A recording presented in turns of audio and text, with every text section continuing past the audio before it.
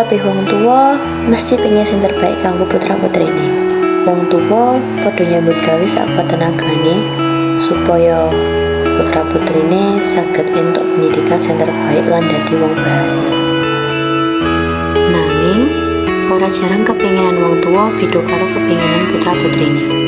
Amargi wong tuwa ora mangertos apa sing disenengi lan dadi bakate anak. Wong tuwa asring meksa putra-putrine kudu sampurna ing bidang akademik lan fokus ing nilai ning dhuwur kertas. Lagi apa, Nduk? Lagi sinau, Bu. Benjing ulangan matematika, Bu. Kudu 100 lho pokoke. Nggih, Bu.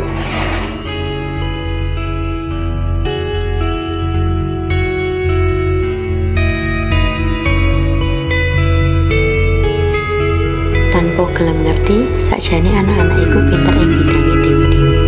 Biji kok kaya ngene. Ibu bapak iki kurang apa? Wis kerja esuk sore lho. Lah bijimu malah kaya ngene. Mbok kaya mbakmu kae lho, bijine apik terus. Duwe anak ya wis diperjuangke tapi ra ono timbal balike.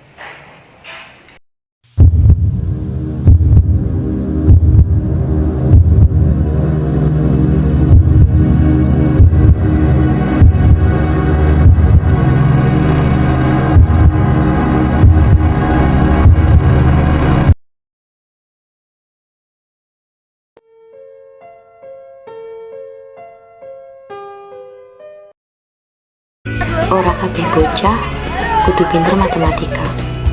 Ora kabeh bocah gampang ngerti bahasa asing. Ora kabeh bocah kudu iso nggambar. Ora kabeh bocah duwe swara apik. Saben bocah duwe bakat sing beda-beda.